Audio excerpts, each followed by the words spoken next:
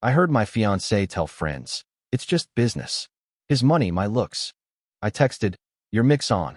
Then I canceled the wedding venue and engagement ring payment. She frantically called claiming it was a joke as her credit card declined. I, 29M, discovered something that completely shattered my world during what was supposed to be the happiest time of my life. My fiancé and I had been together for 3 years, engaged for 8 months, and our wedding was just 6 weeks away. Everything seemed perfect until one evening changed everything. I was working late at my home office when I heard voices coming from the living room. My fiancée was having a video call with her friends, and I could hear them clearly through the thin walls of our apartment.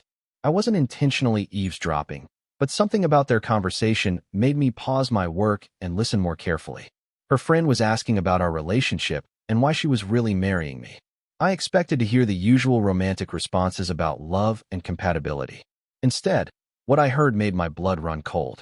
My fiancée laughed and told her friends that our relationship was purely transactional. She explained how she had strategically positioned herself to marry someone financially stable, describing our engagement as a business arrangement where she provided the looks and I provided the money. She went into disturbing detail about how she had researched my income, my family's wealth, and my career prospects before we even started dating seriously. She mentioned that she had been seeing someone else occasionally but couldn't afford to leave me because of the lifestyle I provided. Her friends were laughing and encouraging her, treating the whole thing like some kind of elaborate con game. The most painful part was hearing her describe our intimate moments and future plans as investments in her financial security. She talked about the wedding as an expensive party that would cement her access to my resources and mentioned that she was already planning how to maximize any potential divorce settlement if things didn't work out long-term. I sat in my office, completely stunned. This woman I thought I knew and loved had been manipulating me for years. Every sweet moment, every declaration of love, every plan we had made together was apparently just part of her calculated strategy to secure financial stability. But then I noticed something that gave me an opportunity for the perfect response. During their video call, I could see that her microphone was still transmitting to our smart home system, which was connected to my phone. I quickly grabbed my phone and sent her a simple text message that would let her know I had heard everything. I typed, "Your mix on," and hit send. The reaction was immediate and dramatic. I heard her gasp, then frantically tell her friends she had to go. Within seconds, she was rushing to my office, her face pale and her hands shaking. She started stammering about how I had misunderstood what I heard, that it was just girl talk and didn't mean anything serious. But I had heard enough. I told her I needed some time to think and that I was going for a drive. As I left the apartment, I could hear her making frantic phone calls, probably trying to do damage control with her friends or figure out how much trouble she was in. During my drive, I made some calls of my own. I contacted our wedding venue and explained that I needed to cancel our reservation due to unforeseen circumstances. Fortunately, we had only put down a deposit, and I was able to cancel without losing too much money. The venue coordinator was understanding and professional about the cancellation. Next, I called the jewelry store where I had purchased her engagement ring. The ring had been expensive, and I was still making monthly payments on it. I explained the situation to the store manager and asked about stopping the payments and returning the ring. They informed me that since the ring hadn't been fully paid off yet, I could return it and stop the payment plan, though there would be some fees involved. I also contacted our other wedding vendors, the photographer, the caterer, the florist, and began the process of canceling everything. Some vendors were more understanding than others, and I knew I would lose some deposits, but it was worth it to avoid a much more expensive mistake. When I returned home several hours later, my fiancée was waiting for me with red eyes and a desperate expression. She immediately launched into a lengthy explanation about how everything I had heard was taken out of context. She claimed that she had been trying to impress her friends by acting more materialistic than she really was, and that she truly loved me for who I was, not what I could provide. I listened to her explanations, but they felt hollow and rehearsed. She kept changing her story, first saying it was all a joke, then claiming her friends had pressured her to say those things, then insisting that she had only been exaggerating her feelings to fit in with their conversation. Over the next few days, the reality of the situation began to hit her. She tried to make dinner reservations at our favorite restaurant, only to discover that her credit card was declined.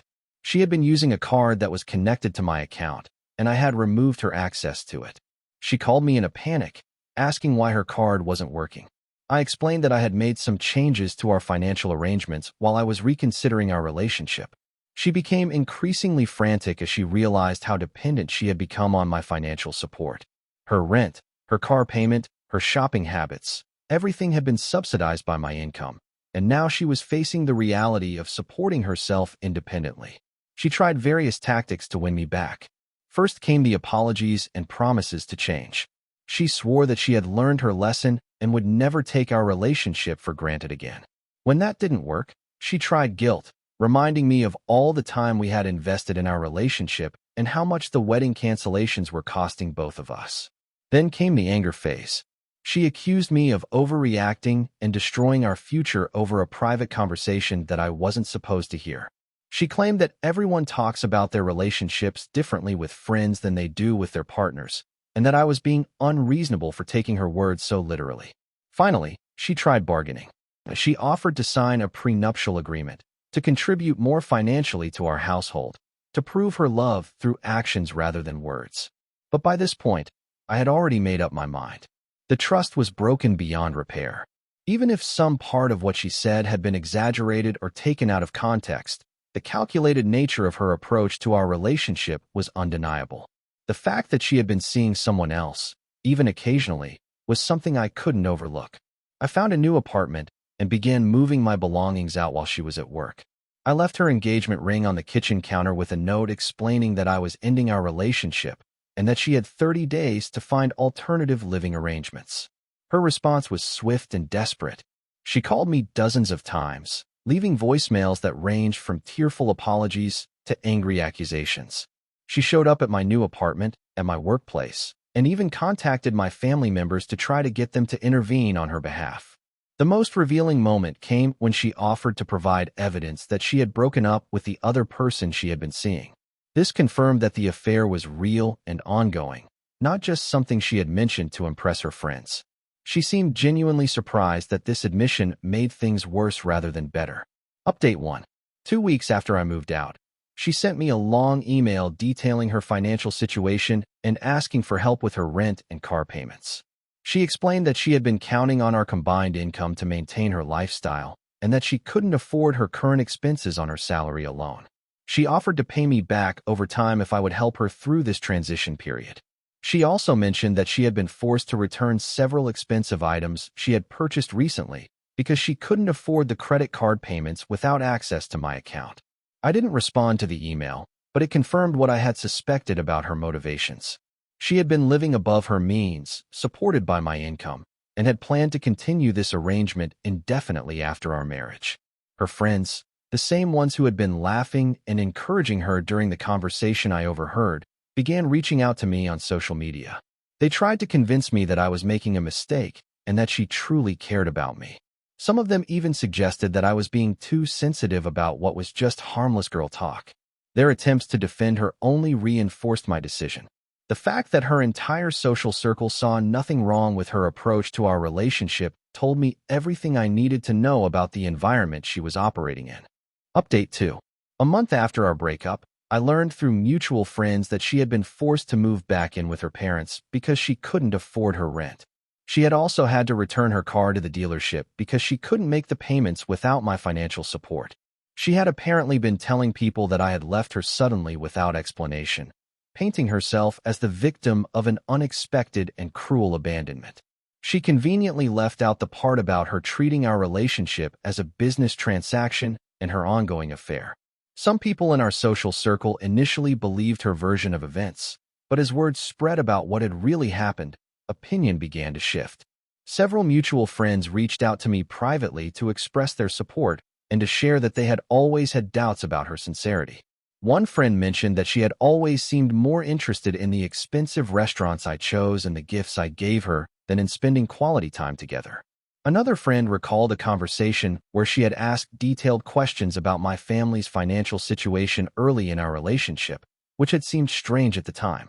I realized that the signs had been there all along, but I had been too invested in the relationship to see them clearly. Her interest in my career advancement, her suggestions about how I should invest my money, her enthusiasm for expensive vacations and jewelry. It all made sense now in the context of what I had overheard. Update 3. 3 months later, I was in a much better place emotionally and financially. The money I had been spending on our shared lifestyle and wedding preparations was now available for my own goals and interests. I had started taking cooking classes, joined a hiking group, and was generally enjoying my newfound freedom. My ex-fiancée made one final attempt to reconnect during this time. She contacted me through a mutual friend, asking if we could meet for coffee to discuss our relationship and what had gone wrong. She claimed that she had done a lot of thinking and wanted to apologize properly and explain her side of things. I initially declined, but eventually agreed to meet her at a neutral location, mainly out of curiosity about what she wanted to say. The conversation was awkward and uncomfortable from the beginning. She looked different, less polished and confident than I remembered, and seemed genuinely distressed about how things had ended. She apologized for her conversation with her friends and admitted that some of what she had said was true. She acknowledged that she had been attracted to my financial stability and that this had influenced her decision to pursue a serious relationship with me. However, she insisted that her feelings had become genuine over time and that she had truly fallen in love with me despite the calculating way the relationship had begun. She also admitted to the affair but claimed it had been a mistake from early in our relationship that she had ended months ago. She said she had only mentioned it to her friends to seem more exciting and desirable, not because it was ongoing. I listened to everything she had to say, but I wasn't moved by her explanations. Whether her feelings had eventually become genuine didn't change the fact that our entire relationship had been built on deception and manipulation. The trust that should form the foundation of a marriage simply wasn't there anymore. I told her that I appreciated her honesty, but that I had moved on and didn't see any possibility of reconciling. She became emotional and asked if there was anything she could do to prove that she had changed and that she was serious about building a genuine relationship. I explained that the issue wasn't whether she could change, but whether I could ever trust her again. The calculating nature of her approach to our relationship, combined with her dishonesty about the affair, had damaged something that couldn't be repaired with apologies or promises. She left the coffee shop in tears, and I haven't heard from her since. Several months later, I learned through the same mutual friend that she had started dating someone new, someone who worked in finance and seemed to fit her criteria for financial stability. This news confirmed that she hadn't really changed or learned from our experience. She was simply looking for another relationship that would provide the lifestyle and security she wanted, rather than focusing on genuine emotional connection and compatibility. Looking back on the entire experience, I'm grateful that I discovered the truth before we got married. A divorce would have been much more complicated and expensive than canceling a wedding, and I might have spent years in a marriage based on deception and manipulation. The experience taught me valuable lessons about red flags in relationships and the importance of paying attention to actions rather than just words. It also showed me how important it is to maintain some financial independence and boundaries, even in serious relationships. I'm now more cautious about sharing financial information early in relationships, and I pay closer attention to whether someone seems genuinely interested in me as a person or primarily interested in what I can provide. I've also learned to trust my instincts when something feels off, rather than dismissing concerns as paranoia or overthinking. The whole situation was painful and expensive, but it ultimately saved me from a much worse fate. I'm now in a position to find someone who values me for who I am rather than what I can offer, and I have a much clearer understanding of what I want in a genuine partnership.